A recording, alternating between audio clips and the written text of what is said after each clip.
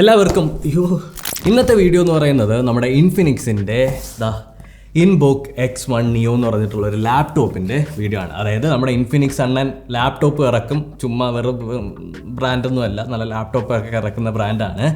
അപ്പോൾ ഇതിൻ്റെ പ്രത്യേകത, ഈ ഒരു ലാപ്ടോപ്പിൻ്റെ പ്രത്യേകത ആദ്യം തന്നെ പറഞ്ഞുതരാം. 25,000 രൂപയ്ക്ക് അകത്ത് നിങ്ങൾക്ക് വാങ്ങാൻ പറ്റുന്ന ഒരു ലാപ്ടോപ്പാണ്. കുറച്ച് ഫീച്ചേഴ്സ് ഉണ്ട്. നിങ്ങൾക്ക് എന്ത് പറയട്ടെ, പ്രൊഡക്ടിവിറ്റിക്കും ഓഫീസ് വർക്കിനും, നിങ്ങൾക്ക് വീട്ടിലത്തേക്ക് പഠിക്കാനോ അല്ലെങ്കിൽ നിങ്ങളുടെ സ്റ്റഡീസ് റിലേറ്റഡ് ആയിട്ടുള്ളതോ, നിങ്ങൾക്ക് പ്രോജക്റ്റ് പ്രസൻറ്റ് ചെയ്യാനോ അങ്ങനെ ഉള്ള കുറേ പർപ്പസിന് വേണ്ടിയിട്ടുള്ള ഒരു ലാപ്ടോപ്പാണ്. തിന്നസ്റ്റ് ലാപ്ടോപ്പാണ്. ആക്ച്വലി ഈ സാധനം പെട്ടിക്കകത്ത് വന്ന സമയത്ത് നമ്മൾ ആലോചിച്ചൊരു കാര്യമാണ്, ഇതിനകത്ത് ലാപ്ടോപ്പ് എന്ന് പറഞ്ഞിട്ട് ആരും വിശ്വസിക്കുന്നില്ല. കാരണം അത്രയ്ക്ക് വെയിറ്റ് ഉള്ളൂ. 1.24 കിലോ ആണ് ഇതിൻ്റെ വെയിറ്റ് എന്ന് പറയുന്നത്.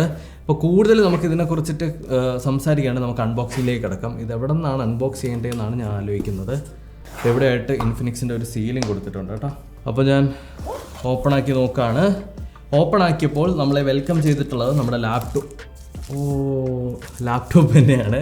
നമുക്ക് ലാപ്ടോപ്പ് സൈഡിലേക്ക് മാറ്റാം. പിന്നെ എന്തൊക്കെയാണ് നമുക്കിതിനകത്ത് കിട്ടുന്നത് നോക്കാം. നമുക്ക് ഒരാവശ്യമില്ലാത്ത കുറേ പഞ്ഞിക്കെട്ട് പോലത്തെ സാധനം കിട്ടുന്നുണ്ട്. പിന്നെ നമ്മുടെ ചാർജിങ് കേബിൾ, ഒരു type C to type C കേബിളാണ് കേട്ടോ അവർ ചാർജിങ്ങിനായിട്ട് തന്നിട്ടുള്ളത്. പിന്നെ നമ്മുടെ 45 വാട്ട്സിൻ്റെ ഒരു ഫാസ്റ്റ് ചാർജിങ് ആണ് ഇതിനകത്ത് വരുന്നത്. അതിൻ്റെ ഒരു ഡോക്കും കൂടി തന്നിട്ടുണ്ട്. അതായത് അവർ കമ്പനി പറയുന്നത് 90 മിനിറ്റ് കൊണ്ട് 100% ചാർജ് ഈ ലാപ്ടോപ്പിൽ കയറും എന്നാണ് പറയുന്നത്. ഇതാണ് ഇതിനകത്ത് വരുന്ന അക്സസറീസ്.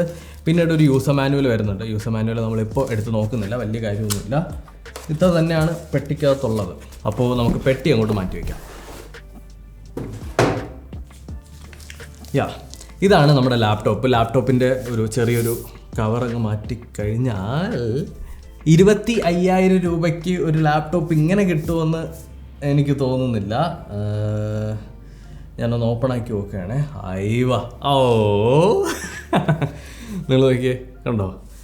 നമ്മുടെ ഇൻഫിനിക്സ് ഇൻബോക്ക് X1 Neo എന്ന് പറഞ്ഞിട്ടുള്ള ഈ ഒരു ലാപ്ടോപ്പ് സീരീസ് ഒരു 4 കളറിൽ വരും.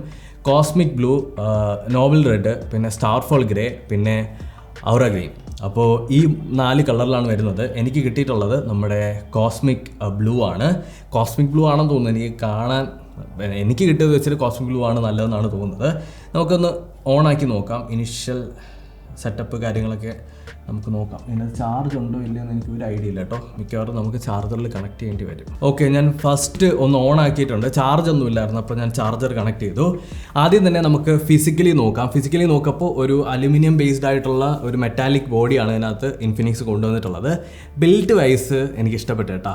ഞാൻ യൂസ് ചെയ്യുന്നത് ഇതേ എന്ത് പറയട്ടെ സൈസിലുള്ള, ഇതിനേക്കാളും കുറച്ചുകൂടി കുറവ് സൈസിലുള്ള ഒരു MAയുടെ ലാപ്ടോപ്പാണ്. അതും ഇതും വെച്ച് കമ്പയർ ചെയ്യുന്ന സമയത്ത് വളരെ സിമിലർ ആയിട്ടുള്ള ബിൽഡ് ക്വാളിറ്റി തന്നെയാണ് എനിക്ക് ഫീൽ ചെയ്യാനായിട്ട് പറ്റുന്നത്. ഒരു പ്രശ്നമില്ല. പിന്നീട് എനിക്ക് തോന്നിയൊരു കാര്യം, ഇതിനകത്ത് 14 ഇഞ്ചിൻ്റെ ഒരു ഫുൾ HD ഡിസ്പ്ലേ ആണ് വരുന്നത്. 100% sRGB അവർ അഷ്യൂർ ചെയ്യുന്നുണ്ട്. പിന്നീട് 300 നിറ്റ്സ് ആണ് ഇതിൻ്റെ ബ്രൈറ്റ്നസ് ലെവൽ എന്ന് പറയുന്നത്.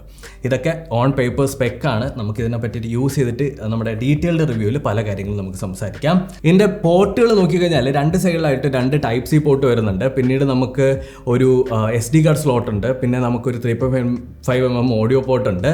പിന്നെ 2 USB 3.0, പിന്നീട് ഒരു HDMI 1.4 ഒക്കെയാണ് ഇതിനകത്ത് വരുന്നത്. ഇത്രയാണ് ഇതിനകത്ത് വരുന്ന പോർട്സ്. ആദ്യം തന്നെ ഒരു കാര്യം പറയട്ടെ, എനിക്കിതിൻ്റെ ട്രാക്ക് പാഡും എസ്പെഷ്യലി പറയാനുള്ളത്, ട്രാക്ക് പാഡും ഇതിൻ്റെ ഡിസ്പ്ലേയും കൊള്ളാം. കൈ ഇക്ലിയാവാത്ത ട്രാക്ക് പാഡ്. എൻ്റെ MAയുടെ ലാപ്ടോപ്പിൽ ഞാനൊരു ഇതൊട്ടിച്ചിട്ടുണ്ട്, സ്കിൻ ഒട്ടിച്ചിട്ടുണ്ട്. റീസൺ വേറെ ഒന്നുമില്ല, ഇക്ലിയാവും കൈ. ആ സർഫസ് എനിക്ക് പറ്റൂല. പക്ഷേ ഇതിൻ്റെ ട്രാക്ക് പാഡ് കൊള്ളാം, നല്ല സുഖമുള്ള ട്രാക്ക് പാഡ്. ഇനിഷ്യൽ സെറ്റപ്പ് നമുക്ക് ഇതിൻ്റെ സ്പെക്ക് പറയുന്നതിൻ്റെ കൂടെ തന്നെ നമുക്ക് പറഞ്ഞു പോവാം. 8 GB റാം, 256 GB ഒരു SSD, അതാണ് ഇതിൻ്റെ അകത്ത് വരുന്ന സ്റ്റോറേജ് എന്ന് പറയുന്നത്. പിന്നെ ഇതിനകത്ത് വരുന്ന SSD നമ്മുടെ SATA അല്ല, ഇതിനകത്ത് NVMe PCI 3.0 ആണ് വരുന്നത്. അപ്പോൾ കുറച്ചുകൂടി ഫാസ്റ്റർ ആയിരിക്കും. ഫയൽ കോപ്പി ചെയ്യുന്നതും പേസ്റ്റ് ചെയ്യുന്നതും ഓപ്പൺ ആക്കുന്നതും എല്ലാം കുറച്ചുകൂടി ഫാസ്റ്റായിട്ട് നിൽക്കും. നമ്മുടെ കീബോർഡും തരക്കേടില്ലാത്ത ഒരു ഫീല് ടൈപ്പ് ചെയ്യുന്ന സമയത്ത് തരുന്നുണ്ട്. എസ്പെഷ്യലി എടുത്ത് പറയാൻ ഇതിൻ്റെ മൊത്തത്തിലുള്ള ലുക്കും കാര്യങ്ങളും ബിൽഡും പക്ക. ഇതിനകത്ത് വരുന്ന പ്രോസസ്സർ നമ്മുടെ സെലറോൺ N500 ആണ്. ഒരു ക്വാഡ് കോർ പ്രോസസ്സറാണ്. അതിൻ്റെ ഓരോ കോറും വർക്ക് ചെയ്യുന്നത് 2.8 GHz. ഇതിനകത്തുള്ള റാം എന്ന് പറഞ്ഞാൽ ഒരു LPDDR4X റാമാണ്. അതിൻ്റെ ക്ലോക്ക് സ്പീഡ് 2933 MHz ഓടുന്നത്. പിന്നീട് എടുത്തു പറയാനായിട്ടുള്ളത് ഇതിൻ്റെ അകത്തുള്ള പ്രോസസ്സറിൻ്റെ കാര്യം ഞാൻ നേരത്തെ പറഞ്ഞു. 2.8 GHz ഒരു 4 കോറുള്ളൊരു പ്രോസസ്സറാണ്. അപ്പോൾ ഇനി എടുത്തു പറയേണ്ട കുറച്ച് ഫീച്ചേഴ്സ് അവരിനകത്ത് മെൻഷൻ ചെയ്തിട്ടുണ്ട്. അതായത് ഒന്നാമത്തത് ബാക്ക് ലിറ്റഡ് കീബോർഡാണ്. ഇതിൻ്റെ ബാക്ക് ലിറ്റ് എങ്ങനെയാണ് ഓൺ ആക്കുന്നത് എന്നുള്ളത് എനിക്ക് കണ്ടുപിടിച്ചാലേ പറ്റുള്ളൂ. ബാക്ക് ലിറ്റ് ഓൺ ആക്കിയിട്ടുണ്ട്. ഒന്ന് ലൈറ്റ് ഒന്ന് ഓഫ് ചെയ്തേടാ. അത്യാവശ്യം തരക്കേടില്ലാത്ത രീതിയിൽ നമുക്ക് അക്ഷരങ്ങളൊക്കെ കാണാൻ പറ്റുന്നുണ്ട്. നമ്മുടെ ഞാൻ പറഞ്ഞില്ലേ, എൻ്റെ തന്നെ ഒരു MAയുടെ ലാപ്ടോപ്പിൽ ബാക്ക് ലിറ്റഡ് കീബോർഡ് ഇല്ല. അതാണ് ഏറ്റവും വലിയൊരു കുറവെന്ന് പറയുന്നത്. ഞാൻ അത് വെച്ച് കമ്പയർ ചെയ്യല്ല കേട്ടോ. അപ്പോൾ അതിൽ നിന്ന് ഇത് കിട്ടിയപ്പോൾ എനിക്ക് കിട്ടുന്ന കുറച്ച് പെർക്കുകൾ ഞാൻ എക്സ്ട്രാ പറഞ്ഞതേ ഉള്ളൂ. ഇതിൻ്റെ സ്ക്രീന് ഞാൻ നേരത്തെ പറഞ്ഞ പോലെ തന്നെ ഒരു 14 ഇഞ്ചിൻ്റെ ഒരു ഫുൾ HD ഡിസ്പ്ലേ ആണ്. അതിനകത്ത് 100% sRGB സപ്പോർട്ട് ചെയ്യുന്നുണ്ട്. അതുപോലെ തന്നെ അവരെടുത്ത് പറയുന്നത് 300 നിറ്റ്സിൻ്റെ ബ്രൈറ്റ്നസ്സും. ടോപ്പ് സൈഡിലായിട്ട് നമുക്കൊരു വെബ് ക്യാം കാണാൻ പറ്റും. ആ വെബ് ക്യാമിൻ്റെ 2 സൈഡിലായിട്ട് 2 ഫ്ലാഷും കൊടുത്തിട്ടുണ്ട്. അപ്പോൾ ഒന്ന് കിരീട്ടത്തിരുന്ന് വീഡിയോ കോൾ ചെയ്യാം. ഇതിൻ്റെ വിൻഡോസ് വേർഷൻ നോക്കിക്കഴിഞ്ഞാൽ Windows 11 പ്രീ ഇൻസ്റ്റാൾഡ് ആയിട്ട് വരികയാണ്. നമ്മൾ ഓപ്പൺ ആക്കി ഉപയോഗിക്കുന്ന സമയത്ത് തന്നെ Windows 11 നമുക്ക് കിട്ടും, ലേറ്റസ്റ്റ് ആയിട്ടുള്ള വിൻഡോസ്. അതുപോലെ തന്നെ ഇതിനകത്ത് അവരൊരു കൂളിംഗ് സിസ്റ്റം കൊണ്ടുവന്നിട്ടുണ്ടെന്ന് അവർ പറഞ്ഞിട്ടുണ്ട്. അതായത് ICE Storm 1.0 എന്ന് പറഞ്ഞിട്ട്, അതായത് ഒരു ചെറിയ നോയ്സിലുള്ള, വളരെ ചെറിയ നോയ്സിലുള്ള ഒരു ഫാൻ ഇതിനകത്ത് വെച്ചിട്ട് ഇതിനകത്തുള്ള വെന്റിലേഷൻ കുറച്ചുകൂടി അടിപൊളിയാക്കിയിട്ടുണ്ട്. കാരണം ലാപ്ടോപ്പ് എന്ന് പറയുന്ന സമയത്ത് നമ്മൾ എത്രത്തോളം യൂസ് ചെയ്യുന്നു അതിനനുസരിച്ച് എന്താ പറയുക ചൂടാവും. അങ്ങനെ ചൂടായി ഒരുപാട് ചൂടാവാതിരിക്കാൻ വേണ്ടിയിട്ട് ഒരു ഫാൻ വെച്ചിട്ട് ഈ ചൂട് കാറ്റ് മൊത്തം പുറത്തേക്ക് കൊണ്ടുപോവുക, അകത്തേക്ക് നല്ല തണുത്ത കാറ്റെടുക്കുക, മൊത്തത്തിലൊന്ന് തണുപ്പിക്കുക. ഇതാണ് പരിപാടി. മൊത്തത്തിൽ പറഞ്ഞു കഴിഞ്ഞാൽ ഇത്രയൊക്കെയാണ് ഫീച്ചർ വൈസ് പറയുന്നത്. പിന്നെ ഞാൻ ഒരു കാര്യം കാണിച്ചാൽ നിങ്ങൾക്ക് കാണാൻ പറ്റുന്നുണ്ടോ എന്ന് അറിഞ്ഞൂടാ. എൻ്റെ മോണിറ്റർ ലൈക്ക് അതിൻ്റെ അകത്തൊരു ഷെയ്ഡ് ഇങ്ങനെ വന്ന് കയറുന്നുണ്ട്. അത് ഭയങ്കരമായിട്ട് എടുത്ത് പറയുന്നതൊക്കെ ഒരു പ്രോബ്ലം ആയിട്ടൊന്നും ഞാൻ പറയുന്നില്ല. 25,000 രൂപ, 24,000 ഞാൻ പറയുന്നില്ല, 25,000 രൂപയ്ക്ക് നിങ്ങൾക്ക് വാങ്ങാൻ പറ്റും ഒരു ലാപ്ടോപ്പ്.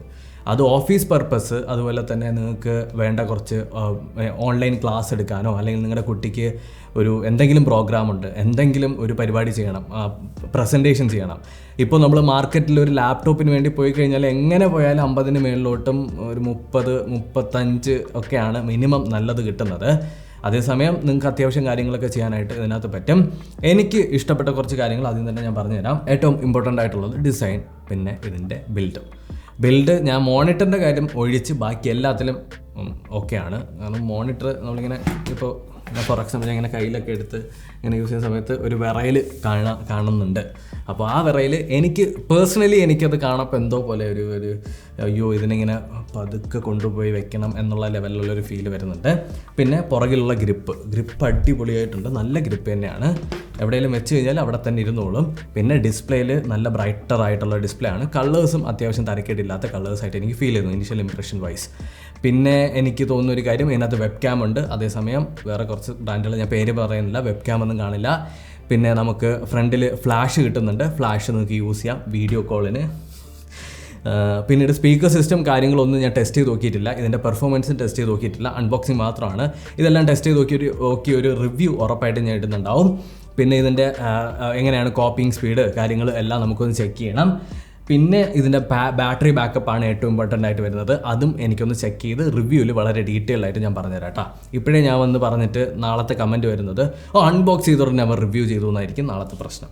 അപ്പോൾ അതിൻ്റെ ഒന്നും ആവശ്യമില്ല. പിന്നെ ബാക്ക് ലിറ്റഡ് കീബോർഡ് ഉണ്ട്.